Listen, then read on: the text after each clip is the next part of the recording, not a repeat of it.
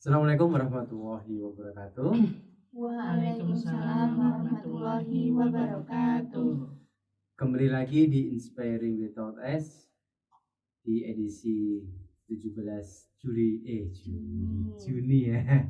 17 Juni 2023. Ada saya Andi Setiano. Ada saya Amin. Saya Lina. Saya Ayo. Baik, di hari ini ada tema yang sangat menarik, yaitu healing. Kalau kita bicara healing, ini musim-musimnya OTW liburan ya, baik yang kuliah maupun yang sekolah. Dan tentunya healing dilakukan oleh semua orang, meskipun dengan cara masing-masing. Itu ya Mas Amin ya? Iya, betul. Healing itu sebenarnya apa sih Mas Amin? Sebelumnya aku mau mau ngomong antara healing sama refreshing itu agak berbeda ya kan. Kalau kita lihat dari dari perkembangan ini kayak anak-anak zaman now lah ya biasanya ya, itu tuh kan nyebut refreshing itu kan kayak healing. Jadi antara healing sama refreshing itu kayak udah nggak ada pembedanya gitu. Sedangkan healing sama refreshing itu sejatinya beda sebenarnya. Jadi dari apa yang aku baca tadi, healing itu lebih pada ke diri kita. Jadi pemulihan diri. Misalkan kita lagi ada masalah, atau kita lagi dikecewain sama orang, atau kita lagi marah sama orang, nah kita butuh healing gitu.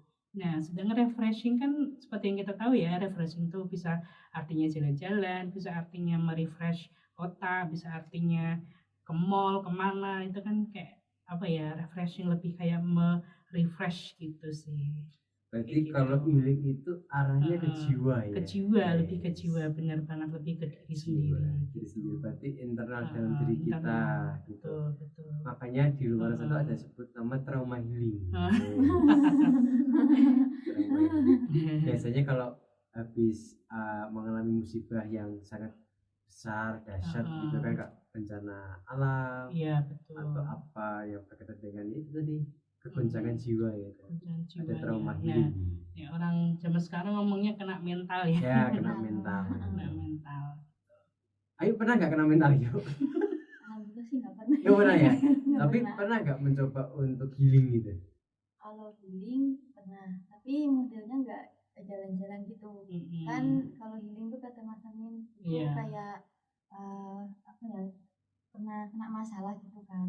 Soalnya aku tuh menyendiri gitu. Iya. Gitu ya. Jadi untuk memulihkannya itu dengan cara seperti itu gitu kan. Dan menyendiri. Sama baca Yasin. Sambil baca surat Yasin kayak Mas Amin gitu. Kalau kamu pernah nggak kamu ya, cara kamu healing gimana healing? Kalau cara aku healing itu banyak sih ya, macam-macam ya. Salah satunya mungkin menikmati makanan. Oh gitu ya. Jadi kalau lagi healing, lagi merefresh diri sendiri gitu. Jadi ya banyak-banyak makan makanan kayak gitu-gitu.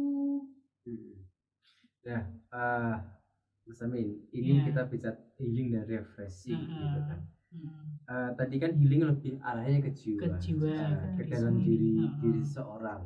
Yang bagaimana orang itu memulihkan kejiwaannya, diri sendiri gitu kan. Ya kita refreshing itu kan tadi semacam refresh otak. Iya, misalnya kita capek, lelah gitu kan. Itu berarti semacam ini ya, piknik lah gitu ya. Jadi arahnya kemana sebenarnya sih? Jadi gini, tadi kan kalau healing kan jiwa. Nah kalau refreshing itu arahnya kemana?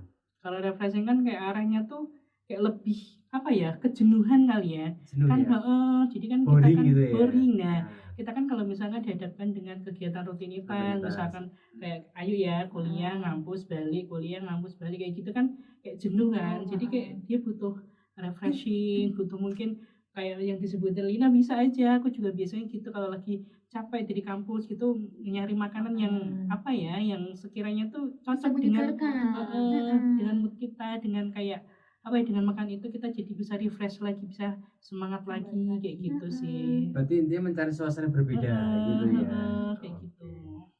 Oke, ketika kita bicara refreshing, tadi ini kan momentum Lebaran nih. Iya. Iya. Biasanya kalau liburan gini nih, bukan Lebaran,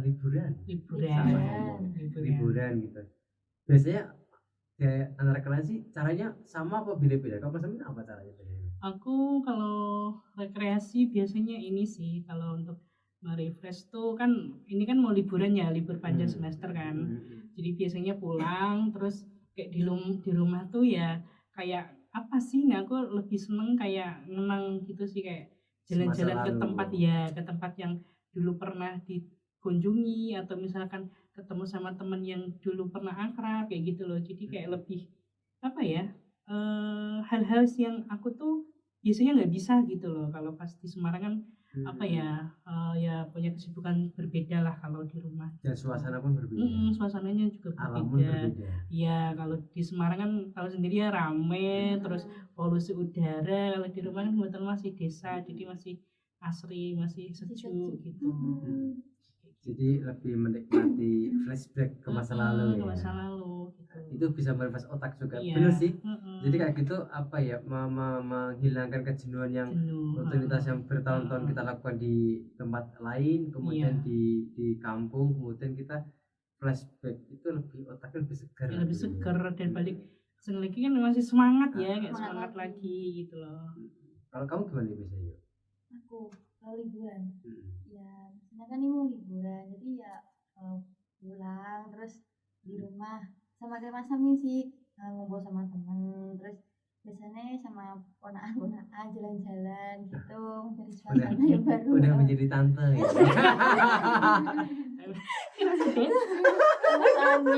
gitu. Tante Ayu berarti ya. Berarti berkumpul sama ponakan-ponakan gitu ya. Biasa. Kalau kamu nih?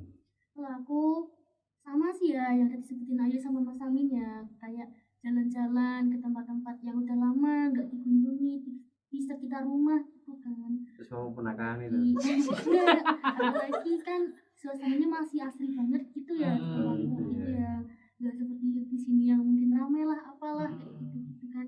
Nah selain itu juga berkumpul sama keluarga kan, lama nggak ketemu kayak gitu kan.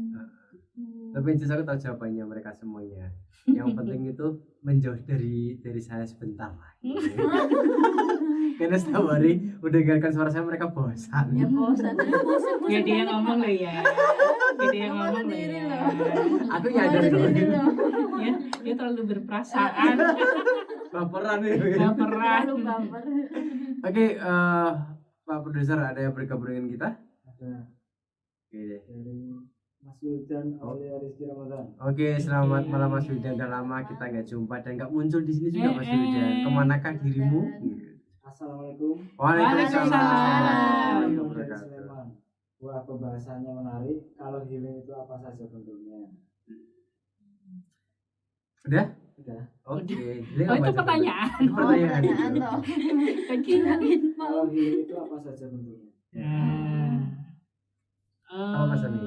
Kalau dari apa yang aku baca sih macam-macam ya, kan namanya healing kan untuk pemulihan diri. Jadi pemulihan diri itu bisa kita lakukan secara mandiri maupun kita ke profesional. Nah, ke profesional tuh jangan kayak di bayangan yang serem-serem gitu ya. Kadang kan orang bayangin iki nek ning psikolog mesti parah nih, mesti maksudnya enggak kayak gitu-gitu kan. Jadi apa ya? Depresi ya. Kayak depresi kayak gitu kan. Jadi sebenarnya kita ke profesional tuh enggak cuman untuk masalah yang besar-besar, kayak misalnya kita capek, kita misalkan apa ya istilahnya tuh lelah, terus kayak kita tuh banyak masalah, kita juga perlu yang namanya sharing, yang namanya didengarkan itu penting. Jadi macam-macam ya, yang ada yang kayak gitu ke profesional, ada juga yang bisa diri sendiri itu pun kayak kita tergantung nih. Kalau kayak aku untuk healing tuh biasanya dengerin musik, dan dari musik itu atau misalkan dari podcast atau dari YouTube kayak gitu tuh bisa membantu gitu untuk kayak menenangkan diri kayak gitu sih Mas. Ya sih, nambahkan sedikit. Jadi healing itu sebenarnya cara kita memang masing-masing beda-beda. Tergantung nyamannya kita bagaimana. Karena healing itu kan pada dasarnya kan berkaitan dengan rasa ya. Iya betul. Rasanya hatinya kita, perasaan kita gitu. Nyamannya kita bagaimana. Termasuk ketika kita pun healing, misalkan gini, kita kan sholat malam itu gitu kan, kita zikir, kita juga sama aja kita bisa healing. Ya nyamannya kita bagaimana. Juga ketika yang tahu caranya meditasi, itu juga termasuk healing juga gitu. Yang penting bagaimana kita bisa melepaskan protokol emosi dalam tubuh kita gitu ya. Yang ganjel-ganjel lah di hatinya kita, perasaan kita gitu kan. Karena yang saya tahu tuh emosi itu bentuknya tuh netral, jadi tinggal bagaimana lingkungan dan diri kita yang mempengaruhi emosi itu dan mengolah itu ya. Itu Mas Wildan. Jadi apa sih bentuknya itu ya macam-macam gitu kan.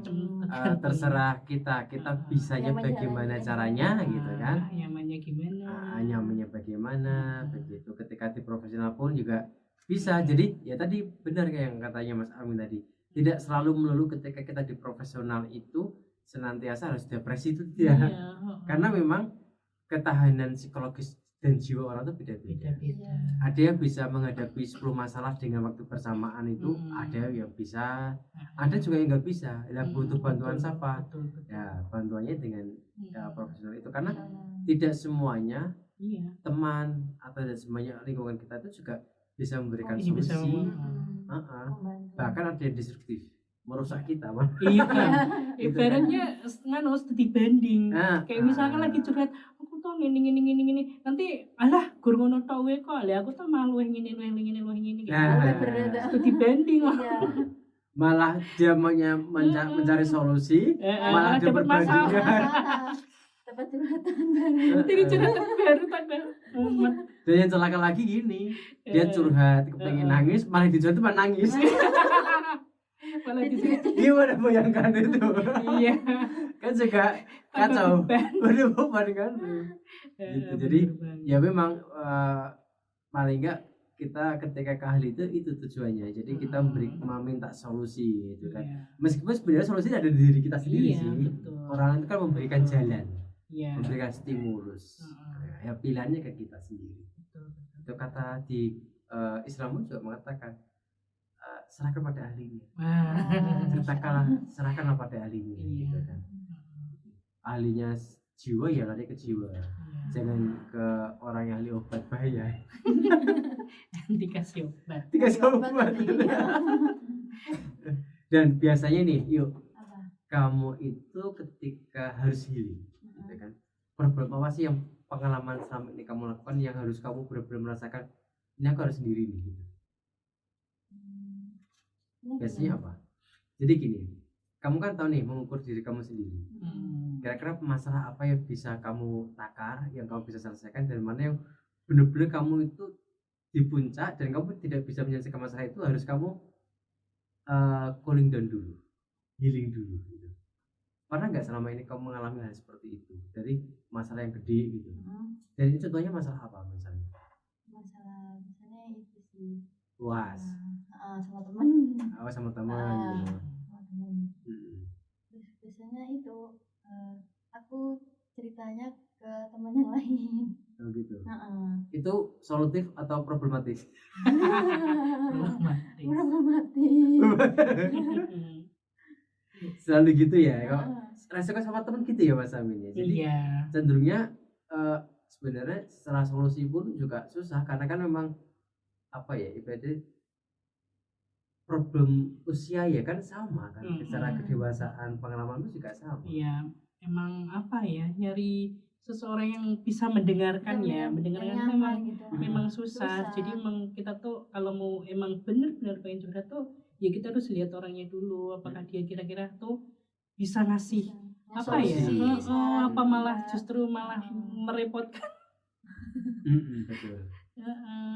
Nah sebenarnya untuk kita healing atau cooling down untuk dari problem yang ada di dalam kita, sebenarnya healing sama healing itu apakah bisa terjadwal sih?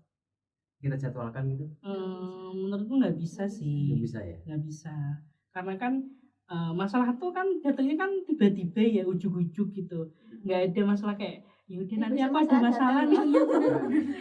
Di absen dulu. Jadi seketika gitu. Jadi misalkan dapat masalah itu ya mending kalau aku langsung mundur dulu, langsung narik diri dari lingkungan dulu, nyari ketenangan kayak gitu. Tapi alarm ada?